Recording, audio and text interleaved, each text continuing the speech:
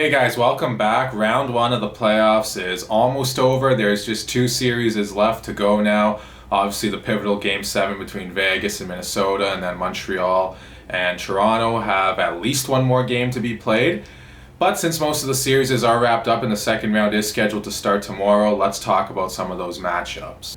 I'm also going to go over some of the picks that I had in the first round and how right or wrong I was with some of them.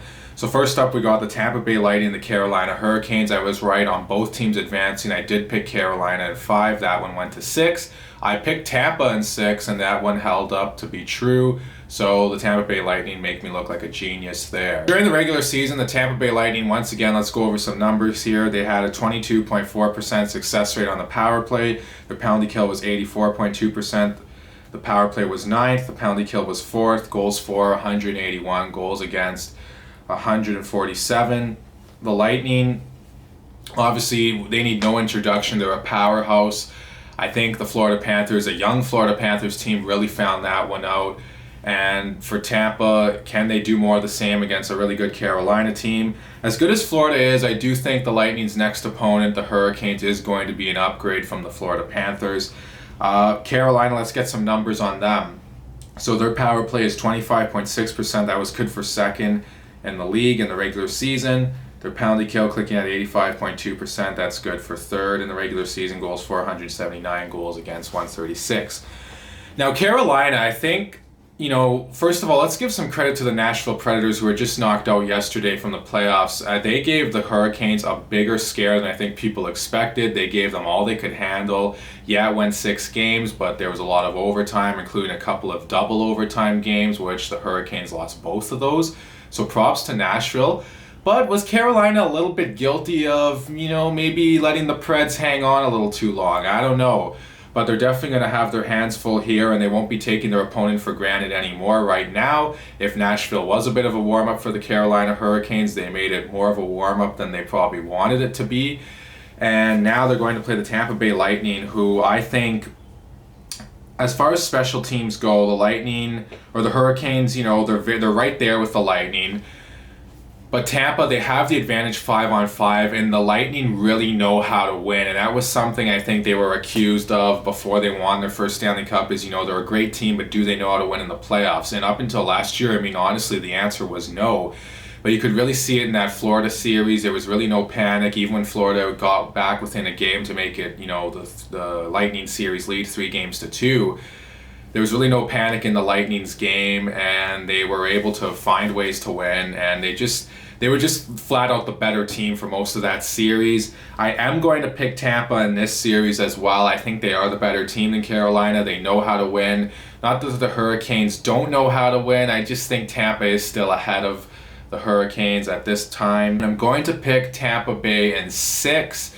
I think it's going to be a close 6-game series. I think it's going to be closer than the Florida one, even though that one went 6 games as well. But as far as the scores go, I think we might see maybe a little more overtime. And I don't know if we'll see as many goals as we saw in that Florida series. On to the East Division, we have the Boston Bruins against the New York Islanders. Okay, for the Bruins, I picked Washington in 6, and the reason why I picked Washington in 6 is only because I was threatened by Alex Ovechkin himself. He threatened me to pick his team to win, and that was why I had to do it. I had no other choice in the matter, so how can you blame me for picking Washington in 6? Okay, but all jokes aside, please don't take that Ovechkin joke to heart. He did not threaten me. I was wrong. The Bruins made me look really wrong. They win in 5 games over the Washington Capitals. I picked the Caps in 6. I just thought Washington would have better 5-on-5 scoring. Maybe they had some injuries, the Caps did. But at the end of the day, the Bruins' top players outplayed the Capitals' top players. And I think, to be honest with you, the Capitals were a little bit outcoached by Bruce Cassidy over Peter Laviolette. New York Islanders, how did they get here? Well, I picked Islanders in 7. They did end up winning in 6, so I picked the right team to win, but just not in the right amount of games. They beat the Pittsburgh Penguins. I think their defense showed well, and I think they got a lot more offense than people expected, and I think it surprised the Penguins at time. But let's see how these teams are going to match up against each other in this series. Boston's power play operated at 21.9% in the regular season.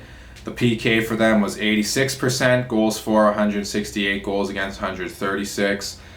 And for the New York Islanders, their power play was 18.8%, the PK was 83.7%, goals for 186, or 156, sorry. That would be a lot of goals for the New York Islanders. Goals against 128, those are more like Islander numbers where maybe you're not scoring a ton, but you're definitely not letting your opponents hardly score at all. That's the New York Islanders' hallmark, or at least it has been the last few years. And if the Islanders want to have a chance at winning this series, they need to get Matt Barzal going. They can't have him, just making plays. And making plays is great, but I do think he needs to step up and score some goals here. For Boston, if they want to beat the Islanders, they need to have their top guys staying hot. And they need to have, some depth scoring too in this second round. Boston in the past, when they've failed in playoff runs, it's usually because their depth scoring dries up. Their depth was there for them against the Capitals, along with the top guys clicking, so that was a part of the reason why, or a big reason why, they went out in 5, the Capitals did, and the Bruins succeeded in that series. Special teams for this matchup is, pretty even, I would say, for the most part. The Bruins do have a slight edge in both the power play and the penalty kill, especially in the penalty kill, though not by much. But I think 5-on-5, I see Boston more dangerous than the Islanders. Their attack is a lot more potent, I find. I don't think the Islanders are going to be able to keep up with that. So because of that reason, I'm going to pick the Bruins in 7. I think it is going to be tight. New York, they never go away without a fight. They're a very hard-working team. They play well defensively, and they hang in there with competition who on paper anyways looks like maybe they should beat the Islanders in 5 or whatever. But New York, they're a sneaky good team on paper too. They're well coached, like I said. But at the end of the day, I do think the Bruins, they have more experience in net. They're more experienced in general.